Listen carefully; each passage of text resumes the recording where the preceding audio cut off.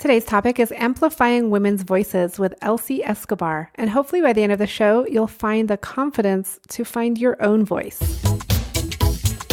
Welcome to the Well Woman Show, where we interview women executives, leaders, and entrepreneurs. And you're listening to the Well Woman Show, where motivated women achieve fulfillment and well-being. You're listening to the Well Woman Show. Take time for myself by coming to things like Well Woman Drinks. To be accepting of myself no matter what. Step away from judgment as much as possible. You're listening to the Well Woman Show. You're going to be in for a good ride. I don't regret anything. Everything I've ever done, I've learned from it, one way or another, good or bad. Being a little bit selfish for yourself, put your own oxygen mask on first and then give what's left. I'm a woman. I would prefer to tell my own story. My story, though it's very personal, is universal. You're listening to the Well Woman Show. And now your host, Giovanna Rossi. Hi, Giovanna Rossi here, and welcome to another episode of the Well Woman Show, where I interview women leaders, executives, and entrepreneurs about their lives and their road to becoming and being who they are today. Are you feeling burned out or finding it hard to focus on your goals? Or are you in transition? Well, you're not alone. We all need to activate our superpowers. These are the internal strengths and abilities we all already have but don't use all the time. Superpowers can be cultivated, and they include empathy, love, intuition, courage, and more. As always, this episode is brought to you by Well Woman Life, a global community of women living our best lives. Whether it's your health, relationships, your money, or making an impact in your community and the world, Well Woman Life has you covered. You've made a commitment to not settle, to use your voice, and to live your best life. Well Woman Life offers annual memberships, workshops, and retreats to support you. Check out wellwomanlife.com/Facebook to join our growing community. Now back to the show. My guest today is Elsie Escobar. She's a 10-year-plus veteran in the industry and inductee to the Academy of Podcasters Hall of Fame. She brings a unique perspective to the podcast industry by focusing on empowering the voices of women, particularly women of color. On the show, Elsie and I talk about how being an avid podcast listener helped Elsie become a better podcast host herself, what we can learn about privilege and race relations from podcasts, and how her sleep schedule helps her stay on track. You can find more information and links about this show, as well as this week's giveaway at wellwomanlife.com/012show. I want to let you know that I'll be in the Netherlands in March, speaking at the Women's Economic Forum on International Women's Day on March 8th. I'm super excited. I'm thrilled that I get to speak about this program that I developed called Family Friendly Business Award. And I'm also speaking on women's leadership. So 2 different tracks. And I'll be interviewing some women while I'm there and bringing back those interviews for this show. So lots and lots going on there. You can also continue the conversation with us in the Well Woman Life community group at wellwomanlife.com/Facebook. Now to my interview with Elsie Escobar. Welcome to the program. Hi, thank you. Thanks for having me. I am so excited to talk to you. You are like one of the podcast stars of podcasting, someone who a lot of people look up to, get a lot of information from. You're a leader in the industry. You've won awards for your work in podcasting. So super excited to talk to you on my podcast. Thank you. Thank you so much. Yeah. So Elsie, I want to start, in the introduction, we heard all about your bio and your titles and all of that sort of thing. But I really want to just back up and ask you, who are you in the world today? Who is Elsie? Oh my gosh, look at that question coming right off the bat. I'm a mom. I'm a mom that's speaking up. Mm-hmm. I think that's how I would encompass myself right now, because it's part of my work in the world now and podcasting, really focusing in on empowering women's voices and people who have impact to do in the world and to step into the world. Every time that I'm teaching the women that I mentor, it always comes back to the deeper connections I have as a mom right now with my little girls. And the recognition that it doesn't matter how smart I sound to all of my mentees.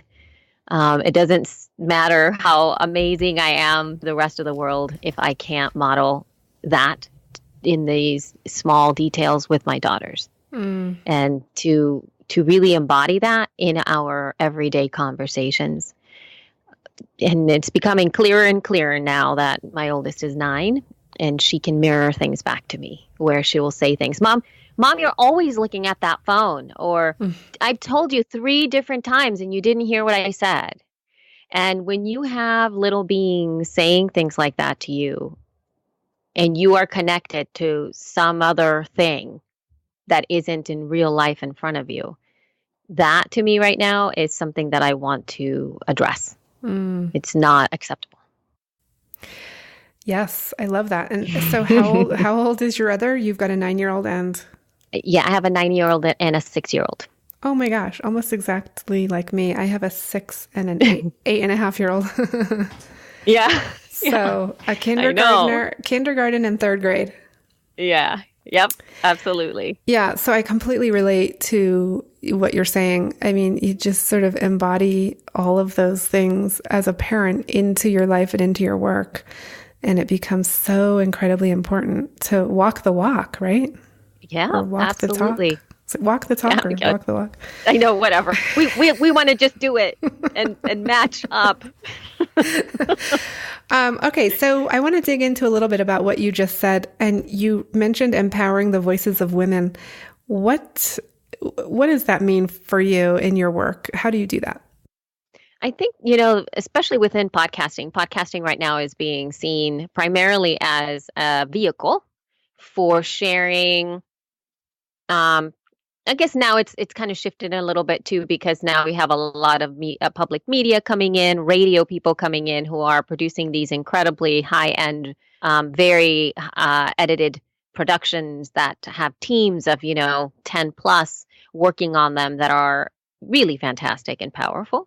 And then we have a lot of people who have really gotten into podcasting because it does have the dream of worldwide reach, and to provide another avenue for what you have going on, right? For a vision that maybe you have, for a message that you want to get across as a marketing tool or something along those lines.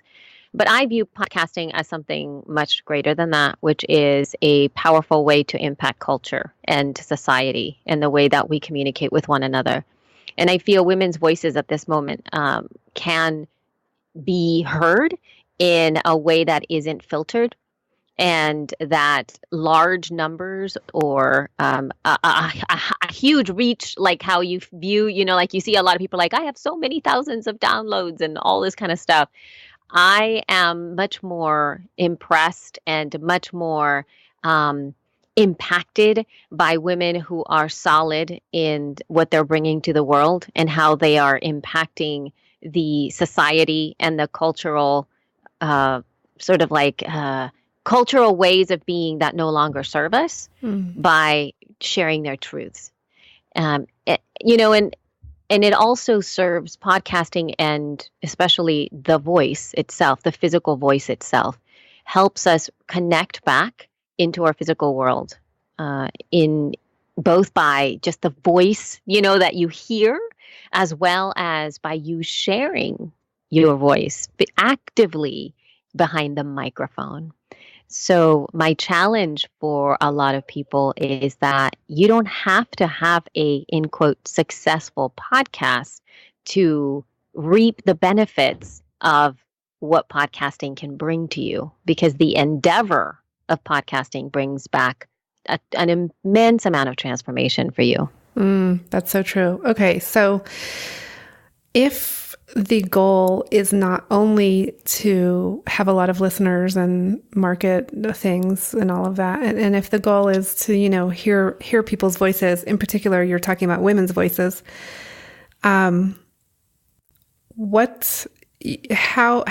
can that happen for women who might be out there listening, saying, oh, maybe I could do that? Well, what's really cool about podcasting is, like, one of the first things that I did it, or how I wanted to do it the most, is because I started to listen to so many podcasts.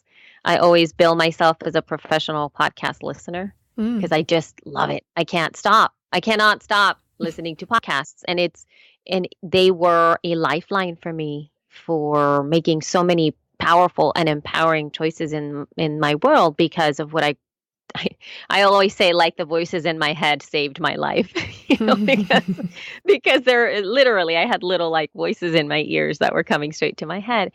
And it's how I began to have the dream, the possibility to speak, that I could do it. And in podcasting, I have found that the support system of podcasters has been by far the most supportive community that I have encountered. And when I said, I think I kind of want to do this, and I was all shy. I kind of want to do a podcast. And so I had so many people that were just like, yeah, just do it. Just get behind the microphone. Just do this. And especially now, when I began, it was like over 10 years ago, but there are so many, what I see as free resources out there, particularly, just to talk about She Podcast, which is like the podcasting group that we co-founded, my co-host and I, Jessica Kupferman. But what's lovely about She Podcast is that it's now a thing. It's now meaning not a thing as in like I created, but we started it and now it just does its own thing. It's, we're over 8,000 women in there and there's so much support. It's lovely. Just adore it. It has a life of its own, doesn't it? I mean, yes, it does. I'm a member of the group, so I'm in there as well. Yeah. So I see what's going on. I mean, I'm not in there all the time, but I do dip in and out, and it's a great community and very supportive. Yeah. So thinking about the different types of podcasts that you outlined just now, so there's, the highly produced sort of NPR style podcast. There's the marketing type of vehicle podcast where people, talk about making millions because I have a podcast. And then there are these other types of podcasts, which are literally women or men telling their stories in their own voice, which is so powerful, which is what you're talking about. What is it about that type of podcasts? Like, what goes into that? Is it interviews? Is it women just talking? Is it women having conversations with each other? What are the types of podcasts that you see as sort of, the best types of podcasts to do if you're going to go down that road? Yeah, well, it always becomes, or it begins with the mission, with your mission and your vision. And this is something that I keep on putting forth right now with everybody, the women that I've been working with, because we all of us are moved to have to podcast. That's the type of person that I primarily call to me, is the ones that are like, I have to do this. Like I have to. And so then with that feeling, then we start to really focus in on why you do what you do. And I'll give you just a couple of examples of what these sort of impact driven women are. One of my favorites is Adoptees On. I'm not an adopted person, but Haley Radke from Adoptees On just started to have like a very simple interview show with, she is adopted, and she hadn't really heard other adoptees talking to each other. And she also only heard one specific type of story around adoption, which is generally a glorified or maybe very fairy tale like experience of a child that doesn't have the mom and dad, or he's an orphan for some reason, or he's given up, but then his another family comes and adopts them and everything is great. And so that was not her experience, and she felt that it was a disservice, especially for adoptees, to not really talk about the real feelings that come with being abandoned or being adopted and not having a place where you feel like you fit in. No disrespect to these families that adopted them, the adoptees, but they need a place to go. And so she's really created an incredible community where that is vibrant, where that is the conversation that she drives is around the reality of what that is. And it's more like a support system around that. That's one thing. And then another one is Advanced TV Herstory. And Cynthia Bemis Abrams has created this incredible podcast where she'll go back and go back into seminal TV shows like that in the past, or maybe in now starting to dive a little bit more in the present. And she sees them through the lens of how these women's roles in TV at this time in this place influenced both society or were influenced by society. So she covers things like, let's see, like Diana Ross. I guess she was, I've learned all this from listening to her podcast. So I'm no fan. I was just like, what? So Diana Ross did this concert in 1984 in New York. And she did a whole hour on just this Diana Ross concert and the impact as a female leader that she had by doing that. Like, because it was raining the whole night, the songs that she sang, like what it took for her to be dancing there with the floor being all slippery, and what an incredible concert that was, and what that meant for women at that time. She's covered all the women that covered Watergate, all the women reporters, and what that meant. And she goes really deep too, as in like even what they wore and like why they were wearing what they were wearing. In addition to obviously the commentary and who these women were and how amazing that was. I mean, she's covered so many different TV shows from that perspective, and it's another opportunity to cast light into something that you wouldn't have ever thought about for women in the world. So give us the name of the two podcasts again, and we'll link to those in the show notes. Sure. The first one is Adoptees On, and the other one is Advanced TV Herstory. Advanced Herstory TV as in like all together. Yeah. Okay. Herstory. Yeah. Okay, those cool. are just some, but but I'm serious. Like all of these women, I could go on and on about the incredible impact that they're having on their smaller communities. So when I'm talking, when we're talking about not like these great marketing things, like Haley she's a mom, she has 2 young boys, and she just felt like she needed to have this conversation. It was important. It was very important. And she runs this all by her little self. She's incredibly into it, careful with her editing. She has slowly started to grow and has a Patreon that supports a lot of her ability now to start to even consider to outsource some things. And that's not a business like that. She didn't start this I'm going to do a business about adoptees. No, right. She just started from that, well, and Cynthia as well. So often when you start with your mission and your vision, and you truly find that thing that your heart just is telling you have to talk about, then if you pursue that, in whatever way, say podcasting or other avenues, then eventually, usually, there will be some sort of, business opportunity out of it later down the road. But I think what you're saying is you don't start with that in mind. You start with, who you are, what you want to offer to the world, and then see where that leads.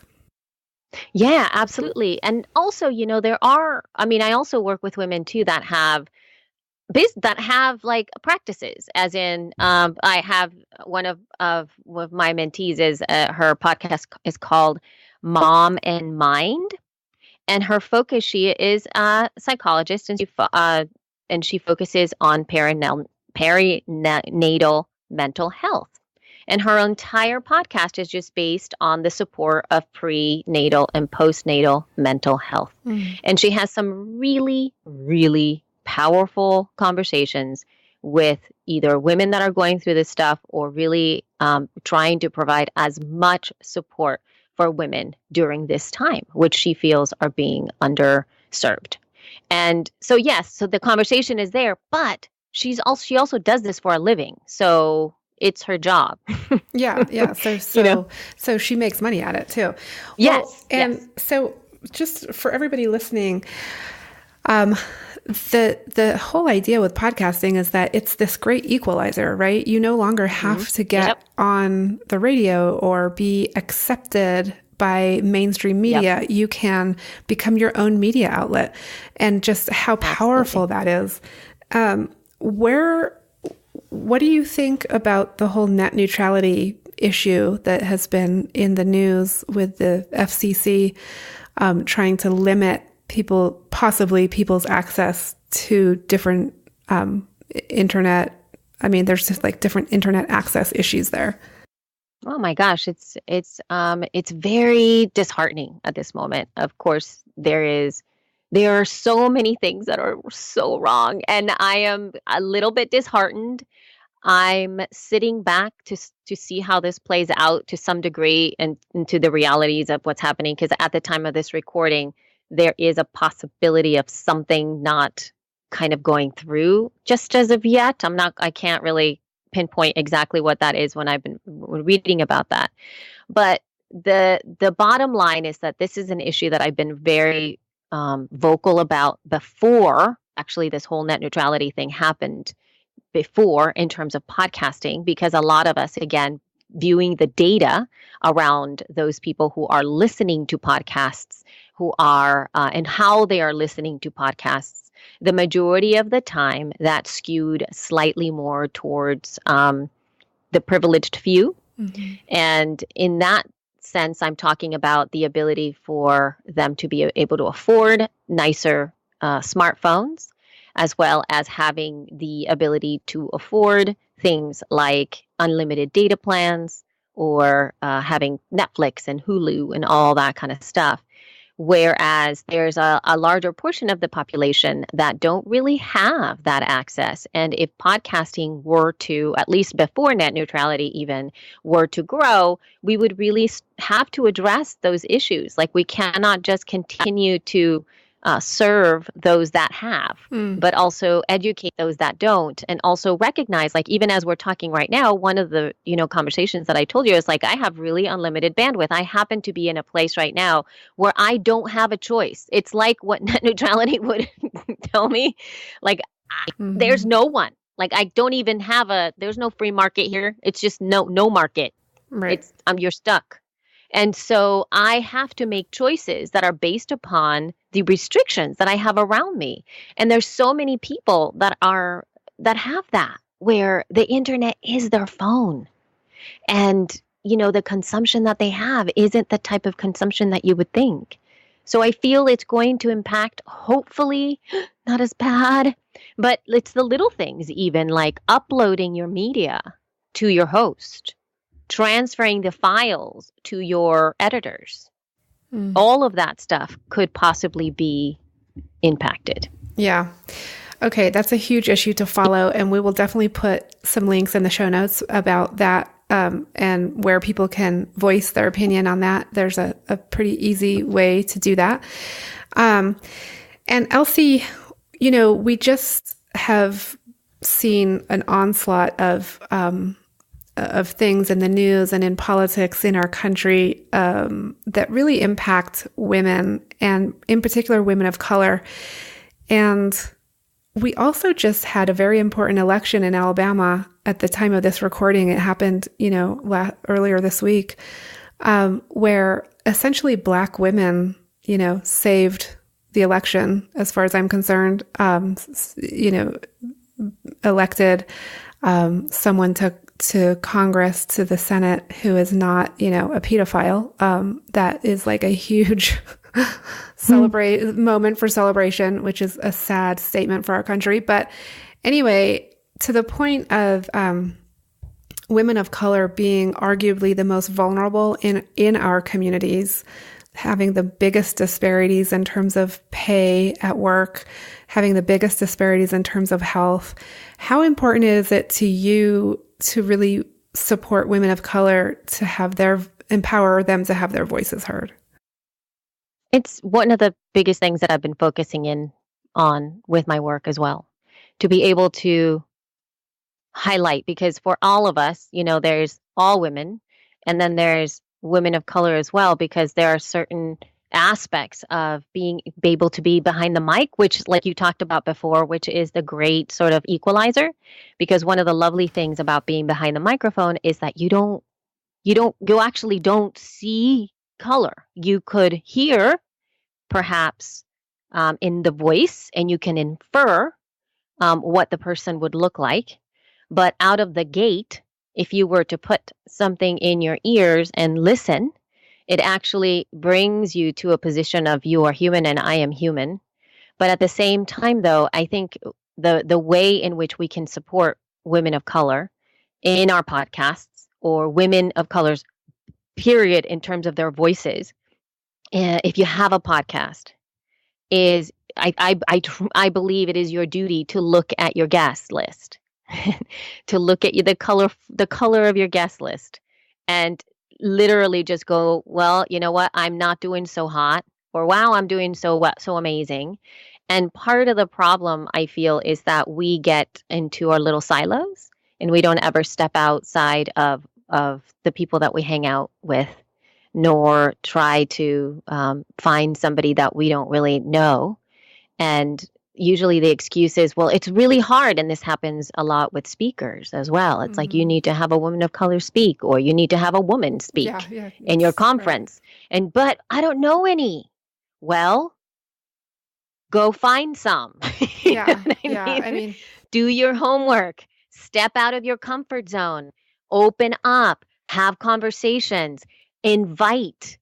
There are so many incredibly powerful women doing massively powerful work, women of color who are changing, just being inside of all the different places to mobilize so much.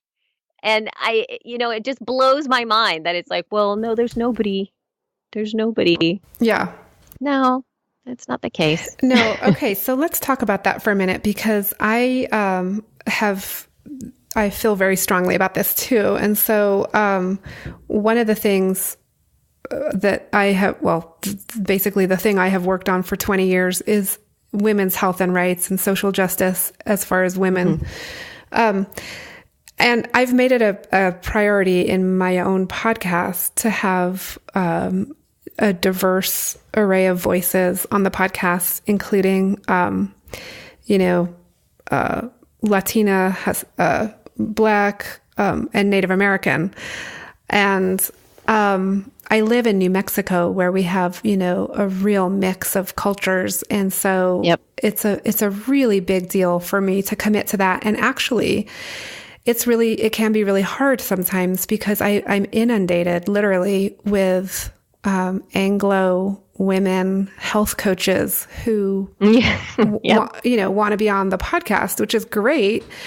But I tend to have to start limiting that, because otherwise I could easily fall into, oh, well, I'm booked. I don't really have time to look for anybody else. I've got all these people. And then I lose I lose the goal there of what I was trying to do. So, it has to be really intentional, right? So, talking about, conferences and podcasts and just anywhere where women are underrepresented, and particularly women of color. I was just looking at a podcast conference that's happening in Florida in February, and literally there are like 2 out of 25 keynote speakers that are women. Yeah. And I was just shocked. I mean, I'm not going to go to that, because that's not the kind of place that I want to be and spend my time and energy.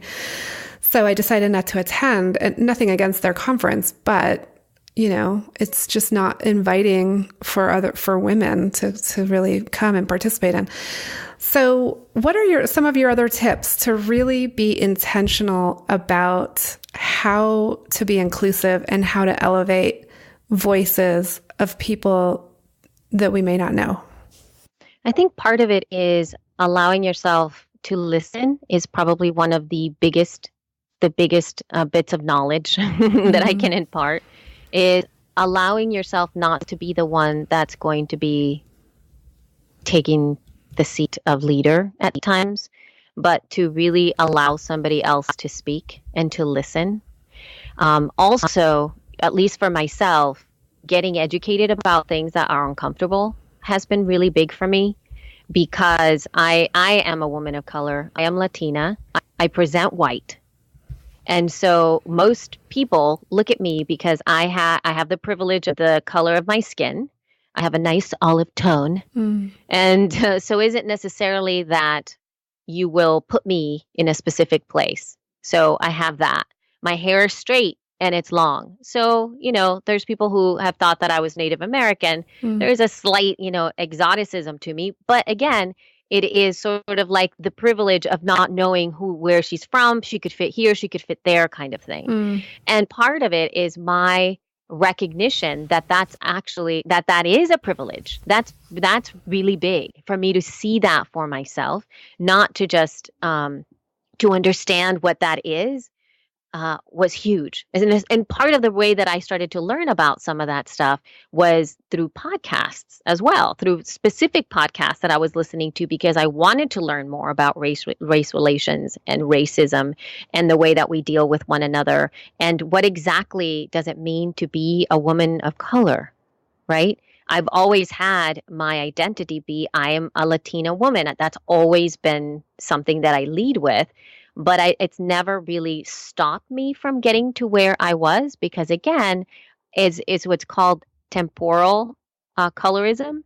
So what happens is there are certain times in society where you are sort of given a pass as a person of a diverse person during certain parts in history. And then, but simply because that's what's happening at the time. But then things change. And then you go back to where it is that you belonged before, right? Something that you can see that this happened sort of like in the past, obviously in massive ways would be like during when World War II, where Jewish people, even though if you just, if you look at the Jewish race, you see people whitish, more white. And so, but they were kind of at that time in World War II, being Jewish was horrific, right? Obviously. But then there was a time when it changed. Before World War II, that wasn't the case. And so people are given a pass in a lot of different places within history, but that doesn't take away the racism around it. Yeah. And that's why it's temporal. And so that's been a lot of big learning that I've had to sit there and to see also perceptions of my own people that to recognize my own privilege because I have lighter skin. Yeah. Okay. So I love your tip here about listening. I think a lot of people could learn from that when it comes to trying to develop relationships with people who are not exactly like you. So listening is huge. I don't think people listen enough. I think we tend to talk, and not listen.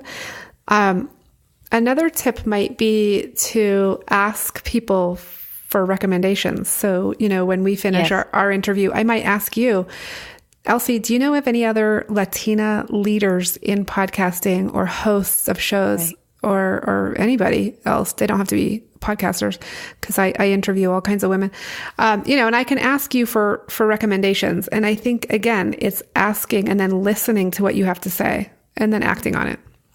Yep. And the other thing too is you following up on it, meaning that once you get the name, it's about diving to at least for me, this is how I approach that. If somebody says, oh, you need to check this person out or this person out, one of the first things that I do is if they have a podcast, I subscribe. If I read what they write, I follow them. I look at their work, I go all in because I want to get to know this person. And it's in that process that we get to just remember. You remember.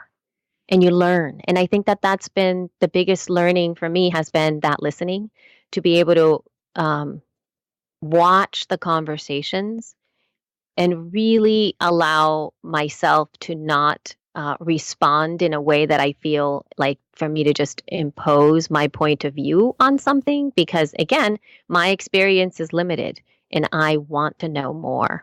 Yeah. And the other thing that I have that's been very clear to me is that that privilege that I talked about before also gives me access. And it gives me an access that maybe another person doesn't have, specifically in podcasting.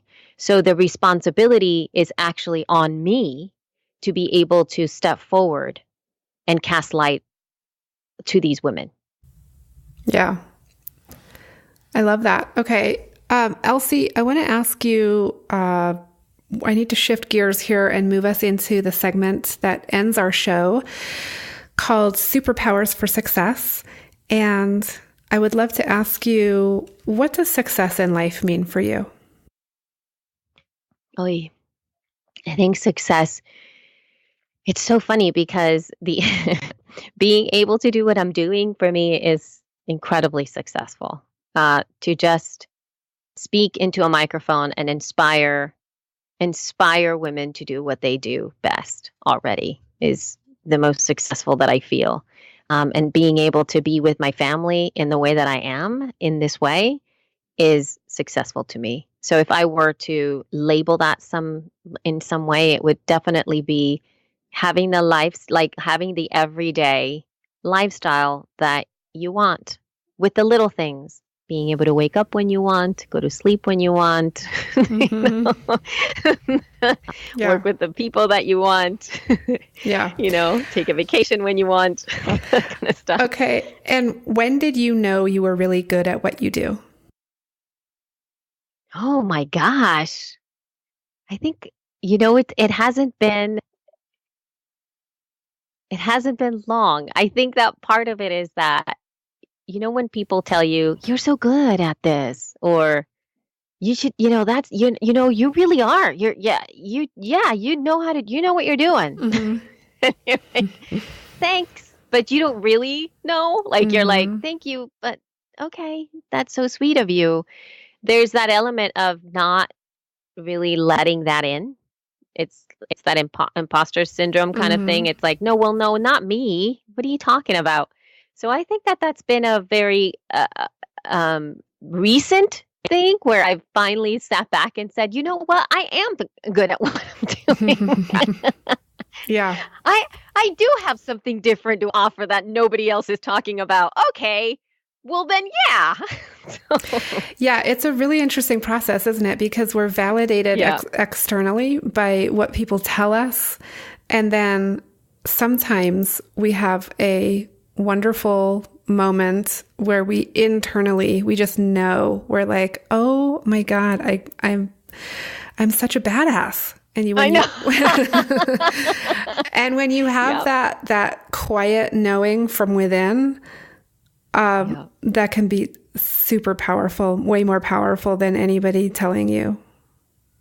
Absolutely. And if I were to add a little something to that too, is really solid mentorship, somebody who can hold you in the space where they don't give you a pass, but they don't push you, is really important too, where somebody can hold and say, no, you really are amazing at what you're doing. And you're like, I don't know. And they don't let you get away with that, but they also don't push you to do it, And that's been really huge for me to have somebody that does that. Yes, that's great. That's a great tip. Mentorship is so important. And Elsie, can you describe a personal habit that contributes to your well-being? Going to sleep early and waking up early. So what does that look like for you? What's early? Early, anywhere between 9:30 and 10, and waking up anywhere between, it depends on the day. Early is 5:30 for me, but that's usually not the case. Somewhere between 6:30 and 7 is where naturally it comes out. So the fluctuation of that, I think that's been possibly the biggest, most powerful habit that I developed, again, and then probably in the past 3 years. Yeah. No, sleep is so incredibly important. I know when I get to sleep between 9 and 10, I wake up so much more refreshed and energetic between, 5 or 6 o'clock in the morning. And I think people underestimate how much we need good sleep. We think, oh, let's just keep pounding out these, whatever we're doing until midnight, 1:00 in the morning. And it just is, it really impacts us, not just our sleep, not just the hour that we wake up the next morning, but really our whole ability to do what we need to do in our lives. Yeah, just the processes, the brain strength. It was a necessary thing. It's like it's no longer healthy for me to do that. I have, how do you say it? I think I don't know exactly what the studies are, but when you have like sleep deficit, it's not like if you lose like 4 hours of sleep, then you can make up 4 hours of sleep the next day. It's like, right. It doesn't work that way. There's like a level of compounded yes, exactly. Yeah. And so I lost so much sleep because we made choices at home where, we had a family bed and we co-slept and, nursed till whatever, like I nursed 7 years straight. So then like all of that like sucked the sleep out of me. So now whenever I'm like, mommy needs to sleep, everybody leave her alone. Yeah, totally. And that's about also prioritizing your needs. And there's so much there that we could talk about. But let me ask you, Elsie, what superpower did you discover you had only to realize it was there all the time? Oh my gosh, your questions, holy cow, are a superpower. That I am like, I'm incredibly adaptable. Like I'm resilient. I'm as resilient as I'll get out. And it's, who knew that I was so like I can adapt to almost any situation for long periods of time. No matter where it is, I could like sleep on the floor. I don't have to have a bed. I could just sleep here. It's super cold. Okay, fine. It's super cold. It's like all of those little things that I feel, I guess in the Western world, in first world problems that you think about, I kind of get used to a lot of it. Like we lived with no central heating for a year and a half. Because we were living in a little cabin. We didn't even have, we had tile floors. And it like at the moment that it's happening, I don't have any problems. Looking back, I'm like, how did we even manage that? That's insane. We didn't have there was a point where we didn't have a car for a year and a half. We had no car.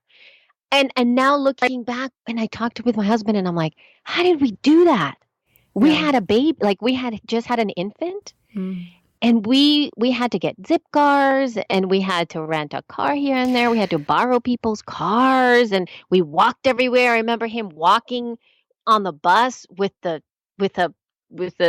car seat and the baby. And I'm like, how did we do that?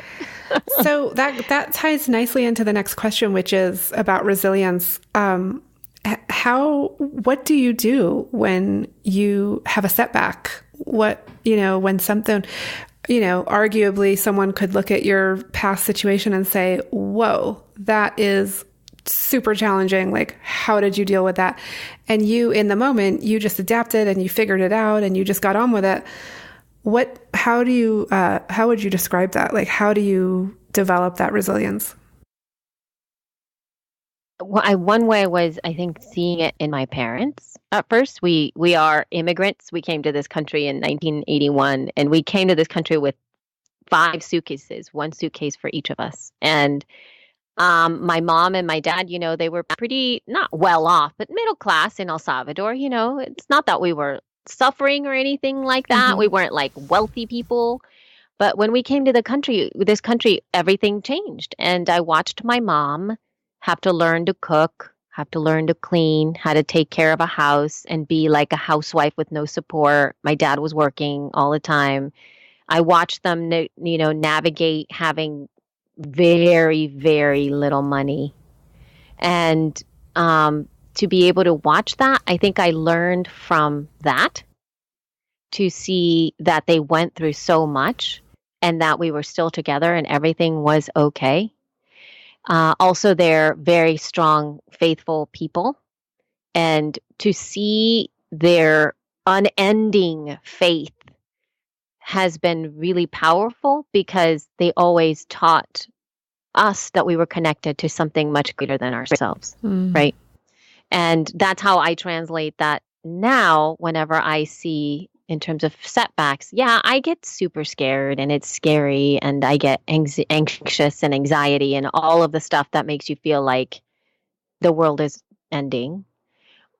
But I feel that it's okay to be all right there. And then you just very slowly start to get yourself out of it. I'm not sure where that comes from. And I'm thinking that it goes back to the resilience of the people. Like I keep thinking like it's in my DNA, it's where I come from. It's like we're the people, we strive, we work, we're hard workers. We just do it. We get through it. We survive. And it's that. So Elsie, what advice would you give your younger self, say 10 or 15 years ago or longer? I don't know how old you are, but what, yeah. I would have me not be so reliant on men in my life or maybe even to start to think that the romantic side of love, to kind of let go a lot of that dream. Because that does exist. I mean, I totally love it. And I love my husband very much. I mean, he's an incredible human being. But, and I'm so lucky to have him. I mean, it's insane. But as my younger me, I did not make the best choices when it came to relationships. And part of it was that there was way too much focus on the man saving you, at least in my culture and the way that I was raised. Yeah. Where, the stories that you see, all of the fairy tales and all of the TV shows and all the weddings and all of that stuff it's kind of setting you up to want that. And I didn't realize how deep it was inside of my psyche that I kind of thought like, I want to have that. Maybe I would say, I guess if I were to be succinct, is to fall in love with yourself. Oh, I love deeply, that. As deeply as you would anybody else. And that's what I found. I mean, now in my 40s, and this is super cheesy, but like when I hear back all those love songs, like in my teens or in my mid 20s or something, the love songs that you were like pining over the boyfriend or the boy that never looked at you or whatever, and those sad songs, or even the super in-depth, beautiful love songs, I've started to recognize that they have a completely different meaning for me now, where I can place myself as the other side of it. So these love songs are for me. And it makes me feel so good because I'm like, I'm so worth it. Yeah. Well, you've clearly done a lot of personal growth and transformation work because you have developed that sense of self-love and self-worth that so many women are struggling with, really. I want to ask you, Elsie, your advice to your younger self, do you think she would have listened? Oh gosh, that's a really huge challenge. No, I'm not sure. I do think that she would have. And again, I'm going back to the mentor thing. I think if I would have had a woman who was slightly older than I was, not even like that old, but a woman who was slightly older than I was, that could have sat me down and told it to me straight. Yeah. I would have responded for sure. Yeah, isn't that funny? I think some of those aha moments, some of the big realizations, I think to myself, why didn't someone tell me this? It would have been so much quicker. Right? But you know what? The only people that were saying that to me was like my parents. And who wants to hear that? Right. Right? And it was coming from a different place. Not from a place of empowerment, but from a place of fear. As a parent, we don't want our kids to get hurt. So a lot of the time we tell them, don't do that because you'll hurt yourself. Right. Right? Or don't do that. That's right. But I think if it would have come from a place of, hey, I totally get that feels the way it feels, but there's all of this other stuff too. That's not coming from a place of fear, but empowerment.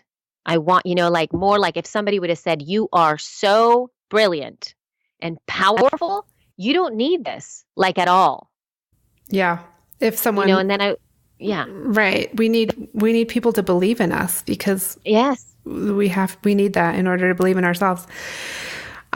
Elsie, we've talked a lot on the Well Woman show about, and I talk to women who are striving to work for political, economic, and social equality for women. And that actually is the definition of feminism. Do you identify as a feminist? I haven't until maybe starting now, because again, I was raised in a Latin American culture, in a culture that was very, very strict Latin American Catholic. And anything that had to do with empowered woman was not seen as good because of the culture that you came from. The ultimate mirror of who you want to be with or be like is the Virgin Mary, as she is presented in as somebody who sacrifices most of her life for her son, and in this place of purity and acceptance. Yeah. And so that's something that was drilled into my head for years. And it's been really challenging for me to come to a place where it feels okay to speak up. And even now, like I feel that sense of resistance because it is so much years of the same thing that has been part of my DNA for so long, to be able to see a different sense now and why it's important, and also to not disrespect, because you don't do that to Latin American parents. You don't do things that don't align. And the other thing is that you also, when you don't do things that don't align, you don't speak about it. So you just put it underneath the table. It's like if somebody would say like, well, she's doing that. Right. And so then like, we don't talk about it. They don't talk about it. Nobody talks about it. So it's not until now that I've started to be a little bit more outspoken, just now. And I'm like, in my mid 40s. Yeah. And I would say a lot outspoken. I mean, you really don't hold back, right? No. No. I mean, I've started to do a lot. Exactly. And I'm very specific about what I put out or how I say, because I want things to be relevant. But I do have to say that there are some places where I will be outspoken. Like, let's say, it's so funny. This is so weird. It's going to sound so bizarre. I can be very outspoken, like in social media, like on Twitter, or like in a conference, or I could be, or obviously she podcasts, or anything like that, where like if somebody needs a quote, if I want to have to go on a blog post or something, I'll post. But if I have to write on my own wall on Facebook, like my own profile, I don't do it there because my family's listening. Oh, interesting. You know what I mean? Yeah. So it's like, that's a whole other thing. Yeah. I think a lot of people struggle with that. I'm glad you articulated it like that, because it's that whole sort of your persona of who you are, but then it's such an intimate level when we with social media now that you have, you sort of try to figure out like, who am I in this space and who am I in this space? Yeah. It's so weird. And there's a part of me that hates it. And there's a part of me that's okay with it, but I'm still like, but I can't say that I'm content. I can't say that it's where I want it to be. I feel a push pull where I'm like, why am I second guessing myself? And it literally it comes down to this. What will my parents think? Right. That's essentially it. That's the bottom question. of Yeah. everything. Yeah. What will my parents think? What will they say? Because that's what they told me all the time. Every single time. What are they going to say about you? Right. Yeah. And oh my God. Oh, So- wow. Okay, this has been a great conversation. I just want to end with one last question on a lighter note, which is, what are you reading right now, Elsie? What's on your nightstand? Oh my God. Is it a tower of Look books? at a question. No, I just finished reading the Hunger Games trilogy, like literally a couple of weeks ago. Oh, wow. And I loved it. It was so amazing. So let me give you so it's an interesting, oh, this book was great. I loved it. I just finished this one too. It's called The Fifth Gospel. Oh. And it is by Ian Caldwell. And I don't even know how I popped into it. It was one of those things where I was looking for something to read after the Hunger Games. And I thought like, oh, I want a mystery, but I don't want it to be like a crime novel, And so I thought like, this looks kind of neat. And it is set in the Vatican. And it's about two brother priests that are over there. And somebody's doing some research and they find what is called the fifth gospel. But the fifth gospel is a sort of like bringing together the four gospels into one. Oh, okay. So that would be like the fifth. And so they are trying to prove whether or not the Shroud of Turin is real or not. And it's I got to tell you, it's a beautiful mystery. It's a mystery for sure.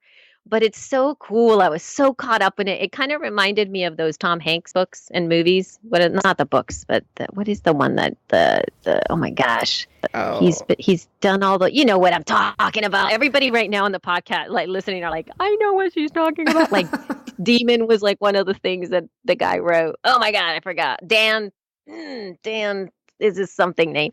But oh gosh, darn it.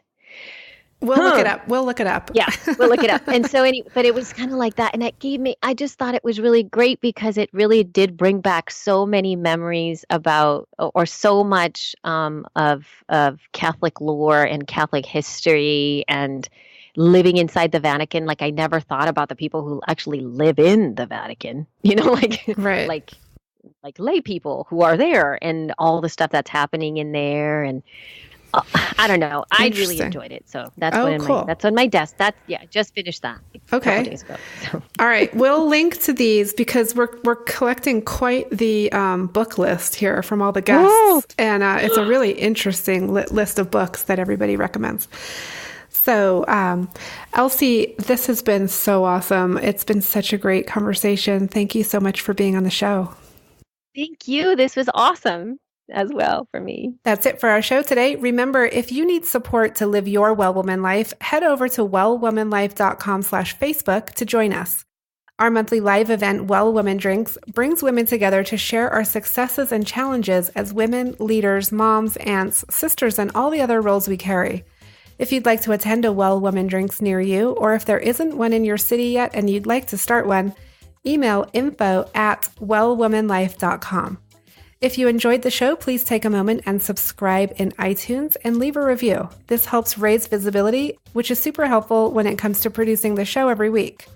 For feedback, comments, or just to let me know you were listening today, find me on Facebook, Twitter, and Instagram @WellWomanLife.